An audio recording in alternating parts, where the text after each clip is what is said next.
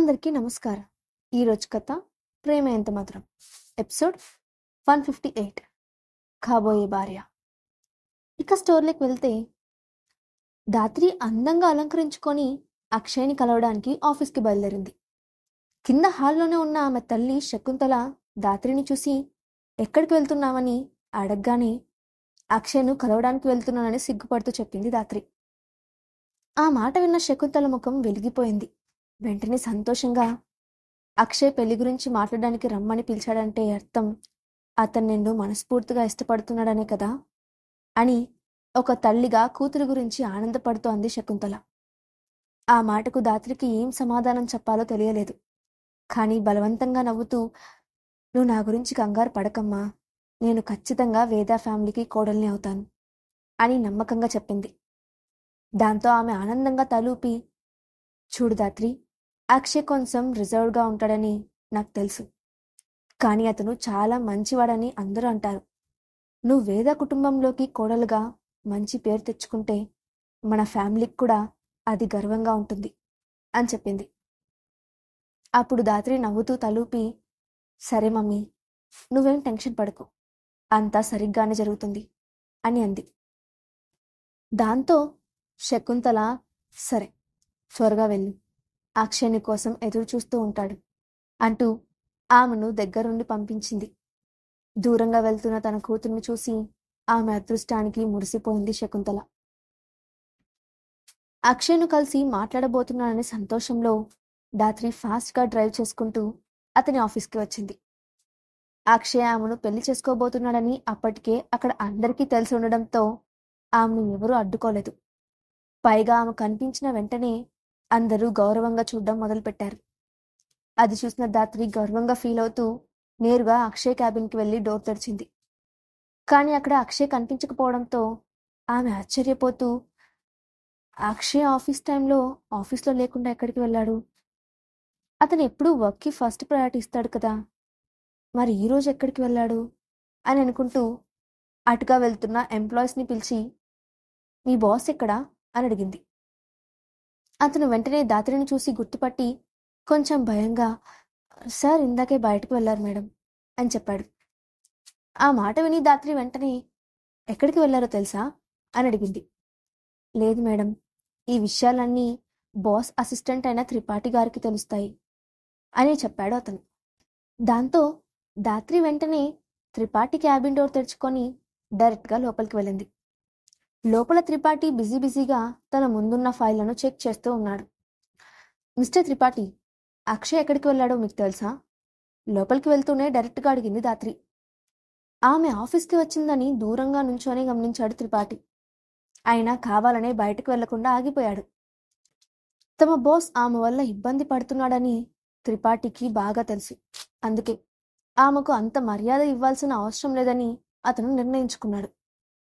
దాంతో అతను తలెత్తి ఆమె వైపు చూసి, మేడం, నేను బాస్కి అసిస్టెంట్ అయినప్పటికీ బాస్ ప్రతిసారి వెళ్ళేటప్పుడు ఎక్కడికి వెళ్తున్నారో నాకు చెప్పరు, కాబట్టి ఈసారి బాస్ ఎక్కడికి వెళ్ళారో నాకు తెలియదు అని సాధ్యమైనంత మర్యాదగా సమాధానం చెప్పాడు. నువ్వు అతనికి పర్సనల్ అసిస్టెంట్వి, నీకు తెలియకుండా ఎలా ఉంటుంది అని ధాత్రి అనుమానంగా ప్రశ్నించింది.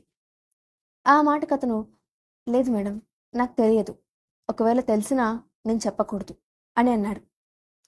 ఆ సమాధానం విన్న ధాత్రి ఆవేశంగా, మిస్టర్ త్రిపాఠి, నువ్వు ఎవరితో మాట్లాడుతున్నావో ఒకసారి గుర్తు చేసుకో. నేను అక్షయ్కి కాబోయే భార్యను. నాతో ఇలా మాట్లాడడానికి నీకు ఎంత ధైర్యం? నీ ఉద్యోగం ఊడిపోతుందని నీకు భయం లేదా అని అడిగింది. త్రిపాఠి ఆ మాటలు అస్సలు పట్టించుకోకుండా, మేడం, మీరు వెళ్ళి బాస్ వచ్చిన తర్వాత రండి, ఇప్పుడు నాకు చాలా వర్క్ ఉంది అంటూ ఆమెను ఇండైరెక్ట్గా అక్కడి నుంచి వెళ్ళిపోమ్మని చెప్పాడు. అతని బిహేవియర్ చూసిన ధాత్రికి విపరీతమైన కోపం వచ్చింది. దాంతో ఆమె ఆవేశంగా, అంటే నీ ఉద్దేశం ఏంటి? నన్నిప్పుడు ఇక్కడి నుంచి వెళ్ళమని చెప్తున్నావా? How dare you! ఇప్పుడే అక్షయ్కి కాల్ చేసి నిన్ను ఈ ఆఫీస్ నుంచి బయటకు పంపిస్తాను అని అంటూనే హడావిడిగా ఫోన్ తీసి అక్షయ్కి కాల్ చేసింది. త్రిపాఠి ఏమాత్రం భయపడకుండా తన టేబుల్పై ఉన్న ఫైల్స్ను చెక్ చేస్తూ ఉండిపోయాడు. అక్షయ్ ఫోన్ రింగ్ అవుతూ ఉంది. కానీ అటువైపు నుంచి అతను ఫోన్ లిఫ్ట్ చేయలేదు. దాంతో ధాత్రి మళ్ళీ కాల్ చేసింది. ఈసారి సగం రింగ్ అవుతుండగానే ఫోన్ కట్ అయినట్లు క్లియర్గా తెలిసిపోయింది. అక్షయ్ తన ఫోన్ కట్ చేశాడని అర్థం చేసుకున్న ధాత్రి ముఖం కోపంతో ఎర్రగా మారింది. తన కాల్ను అక్షయ్ కట్ చేయడంతో అది త్రిపాఠి ముందు తనకు జరిగిన అవమానంగా ఆమె భావించింది. దాంతో అతని వైపు కోపంగా చూసి పళ్ళు కొరుకుతూ, నీ పొగరు ఎక్కువ రోజులు ఉండదు. ఖచ్చితంగా ఈరోజు నువ్వు చేసిన పనికి బాధపడేలా చేస్తాను అని చెప్పి అక్కడి నుండి విసివిసి నడుచుకుంటూ వెళ్ళి మళ్ళీ అక్షయ్ క్యాబిన్ ముందే బయట కూర్చుంది. అది చూసిన ఆఫీస్ స్టాఫ్ అందరూ ఆశ్చర్యపోయారు. అక్షయ్ని పెళ్లి చేసుకోబోతున్న ఆమె మొండిగా ఇక్కడే కూర్చోవడం వాళ్ళందరికీ వింతగా అనిపించింది. అయినా ఎవరు ఏం మాట్లాడకుండా ఎవరి పనులు వాళ్ళు చూసుకుంటూ ఉన్నారు.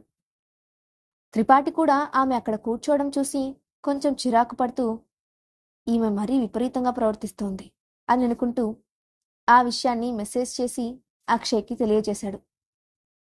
టైం గడుస్తున్నా అక్షయ్ ఆఫీస్కి రాలేదు. కానీ ధాత్రి మాత్రం మొండిగా అక్కడే కూర్చొని ఉంది. మరోవైపు ఆఫీస్ క్లోజింగ్ టైం కూడా దగ్గర పడుతోంది. సరిగ్గా అప్పుడే ఎలివేటర్లో నుంచి బయటకు వచ్చాడు అక్షయ్. తన క్యాబిన్ దగ్గరకు రాగానే అక్కడ కూర్చొని ఉన్న ధాత్రి అతనికి కనిపించింది. అదే టైంలో లోపలికి వస్తున్న అక్షయ్ను దూరం నుంచి చూసింది ధాత్రి. దాంతో వెంటనే హడావిడిగా లేచి అతని దగ్గరకు వెళ్ళి, అక్షయ్, ఇచ్చేశావా? నేను నీకోసం ఎంతసేపటి నుంచి వెయిట్ చేస్తున్నానో తెలుసా అంటూ గారంగా అంది. అప్పటిదాకా కోపంతో ఊగిపోయిన ఆమె బాస్ని చూడగానే ఒక్క క్షణంలో స్మూత్గా మాట్లాడడం చూసి అక్కడున్న అందరూ ఆశ్చర్యపోయారు. అక్షయ్ ఆమె వైపు ఒకసారి నిర్లిప్తంగా చూసి, నువ్వు ఇక్కడేం చేస్తున్నావు? నేను బిజీగా ఉన్నానని చెప్పాను కదా అని అడిగాడు. అప్పుడు ధాత్రి బలవంతంగా నవ్వుతూ, నేను ఇప్పుడు నీకు కాబోయే భార్యను అక్షయ్. నువ్వు బిజీగా ఉంటావని నాకు తెలుసు. కానీ ఇప్పుడు మనమిద్దరం కలిసి చేయాల్సిన పనులు కొన్ని ఉన్నాయి. అందుకే నేను నీకోసం ఉదయం నుండి వెయిట్ చేస్తున్నాను. కానీ నువ్వేమో ఇలా మాట్లాడుతున్నావు అంటూ అలిగినట్లుగా మాట్లాడింది. కాబోయే భార్య? ఆ మాట వినగానే అక్షయ్ ముఖంలో చిరాకు కనిపించింది. దాంతో అతను విసుక్కుంటూ, సరే, అవన్నీ తర్వాత చూడొచ్చు. ముందు నువ్వు ఇక్కడి నుంచి వెళ్ళిపో. నేను చాలా బిజీగా ఉన్నాను. అనుకున్న టైంకి పెళ్లి జరుగుతుంది. కాబట్టి నువ్వు ఇక వేరే విషయాల గురించి అంతగా కంగారు పడాల్సిన అవసరం లేదు అని చెప్పి ధాత్రిని అక్కడే వదిలేసి తన క్యాబిన్ వైపు నడిచాడు అక్షయ్. అతని నిర్లక్ష్యం చూసిన ధాత్రి ఆవేశంగా, అక్షయ్ అని పెద్దగా అరవబోతూ మధ్యలోనే ఆగిపోయింది. అది ఆఫీస్ అని, ఎంప్లాయీస్ అందరూ తమ వైపే చూస్తున్నారని స్పృహలోకి రావడంతో వెంటనే ఆ ముఖంలో ఎక్స్ప్రెషన్స్ మార్చి నెమ్మదిగా, అక్షయ్, ఈ విషయాల గురించి నువ్వు కంగారు పడవని నాకు తెలుసు. కానీ 2 రోజుల్లో అత్తయ్య మన కోసం బ్యాచిలర్ పార్టీ కూడా ప్లాన్ చేశారు. అలాంటప్పుడు మనకి షాపింగ్, ఇన్విటేషన్స్, ఫ్రెండ్స్ కోసం గిఫ్ట్స్ తీసుకోవడం లాంటి పనులు ఉంటాయి కదా. వారు నేను టెన్షన్ పడకుండా ఎలా ఉంటాను చెప్పు? నువ్వంటే పనిలో బిజీగా ఉన్నావు, కానీ నేను మాత్రం మన పెళ్లి పనుల్లోనే బిజీగా ఉండాలనుకుంటున్నాను అంటూ మృదువుగా మాట్లాడింది. ఆ మాటకు అక్షయ్ ఒక క్షణం మౌనంగా ఉండి ఆ తర్వాత మాట్లాడుతూ, ధాత్రి, మనమిద్దరం చిన్నప్పటి నుంచి ఒకరికొకరు బాగా తెలుసు కదా. నా టేస్ట్ ఏంటో నీకు బాగా తెలుసు. అందుకే ఆ పనులన్నీ నువ్వే చేసుకోవచ్చు. నువ్వేం చేసినా నాకు ఇబ్బంది లేదు అని చెప్పి వెంటనే క్యాబిన్లోకి వెళ్ళిపోయాడు. ఆ మాటలకు ధాత్రి ముఖం పాలిపోయింది. కానీ అక్షయ్ మాత్రం కనీసం వెనక్కి తిరిగి కూడా చూడలేదు. అక్షయ్ ప్రవర్తనతో ధాత్రికి పట్టరాని ఆవేశం వచ్చింది. కానీ ఆమె ఆ కోపాన్ని బయట పెడితే జరిగే పరిణామాలన్నిటినీ ఆమె ఊహించగలిగింది. అందుకే తన కోపాన్ని కంట్రోల్ చేసుకొని విసవిస నడుచుకుంటూ వెళ్ళి తన కారును స్టార్ట్ చేసింది. కానీ అక్షయ్ ప్రవర్తన ఆమె మనసులో అనుమానాన్ని రేకెత్తించింది. దాంతో ఆమె డ్రైవ్ చేస్తూనే ఆలోచనలు మొదలుపెట్టింది. బహుశా నేను స్నేహ విషయంలో చేసిన పనుల గురించి అక్షయ్కి ఏదైనా సాక్ష్యాలు దొరికి ఉంటాయా? అందుకే అతను నాతో ఇలా ప్రవర్తిస్తున్నాడా అని అనుకుంది. మళ్ళీ అంతలోనే నేను ఎలాంటి సాక్ష్యం దొరకకుండా ఇప్పటికే జాగ్రత్త పడ్డాను, కాబట్టి అక్షయ్కి ఎవిడెన్స్ దొరికే అవకాశం లేదు అనుకుంది. కానీ అంతలోనే ఆమెకు అరుణ్ ముఖం గుర్తొచ్చింది. దాంతో ఆమె అనుమానంగా, ఒకవేళ ఇదంతా నిజంగా అరుణ్ చేసి ఉంటాడా అతని దగ్గర ఏవో సాక్ష్యాలు ఉన్నాయని ఆ రోజు చెప్పాడు కదా, వాటిని అక్షయ్కి ఇచ్చి ఉంటాడా అని అనుకుంది. ఆ రోజు రెస్టారెంట్లో దాత్రిని కలిసిన అరుణ్ ఆమె చేసిన పనులన్నిటికీ తన దగ్గర సాక్ష్యాలున్నాయని చెప్పడంతో ఎలాగైనా వాటిని దగ్గరుండి దక్కించుకోవాలని అనుకున్న దాత్రి ఆ రోజు అతనికి ఎక్కువగా డ్రింక్ తాగించి అరుణ్తో పాటు వాళ్ళ ఇంటికి వెళ్ళింది. అతను మత్తులో ఉండంగానే ఎవిడెన్స్ కోసం అతని ఇంట్లోని స్టడీ రూమ్తో పాటు అతని బెడ్రూమ్ కూడా వెతికింది.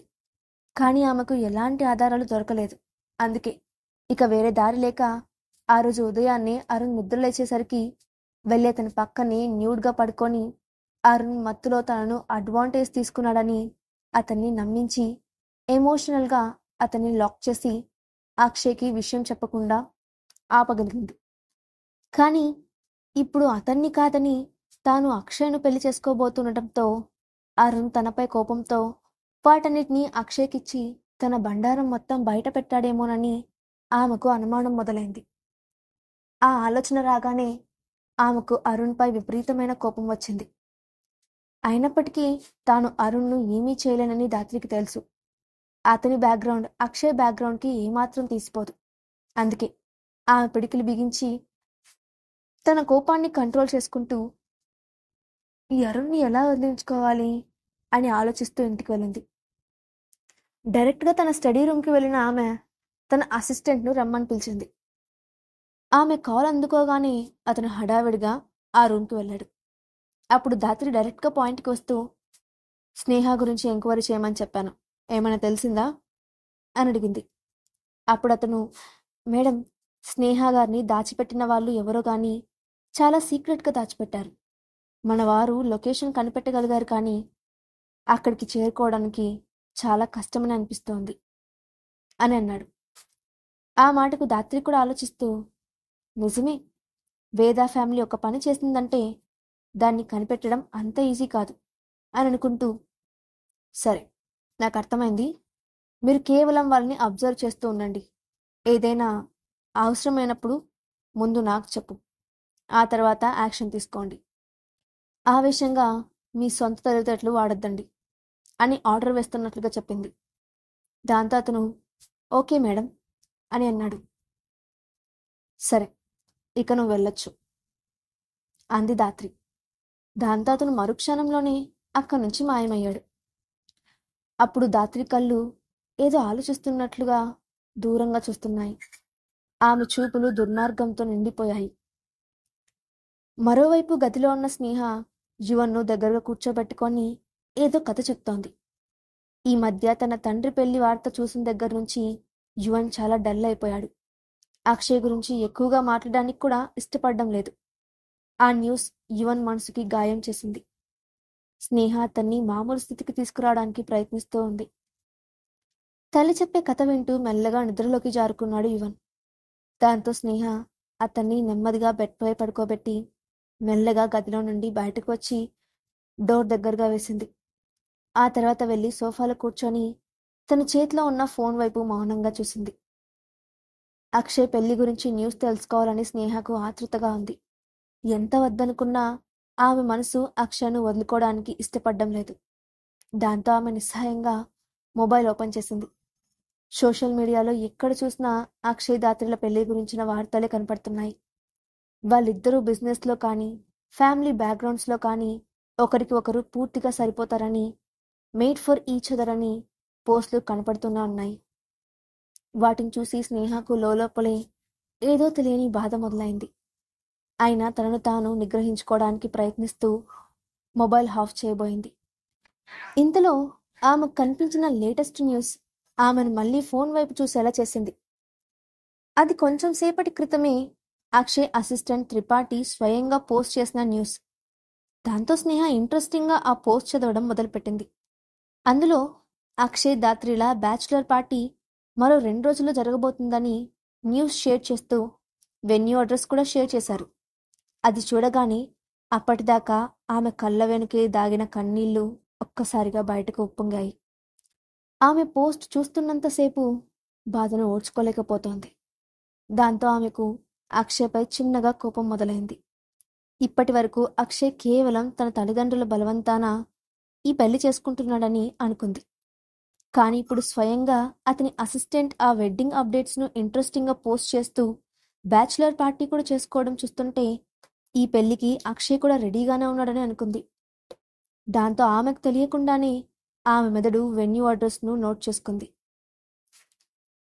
తర్వాత రోజు ఉదయాన్నే అక్షయ్ నిద్రలేచి కిందకు వచ్చేటప్పటికి ఇల్లంతా శుభ్రంగా సర్ది ఉంది. ఇన్ని రోజుల పాటు ఆ ఇంట్లో సర్వెంట్స్ లేకపోవడంతో ఎక్కడ వస్తువులు అక్కడే అస్తవ్యస్తంగా ఉండి ఉన్నాయి. కానీ ఈరోజు ఉదయాన్నే ఇల్లంతా నీట్గా కనిపించడంతో అతను కొంచెం ఆశ్చర్యపోయాడు. అక్షయ్ పెళ్లి వార్త యువన్ మనసులో ఎలాంటి మార్పులు తీసుకురాబోతోంది? అక్షయ్ని వదులుకోవాలని నిర్ణయం తీసుకున్న స్నేహ తన మాటపై నిలబడగలుగుతుందా? నెక్స్ట్ పార్ట్లో చూద్దాం. Thanks for watching.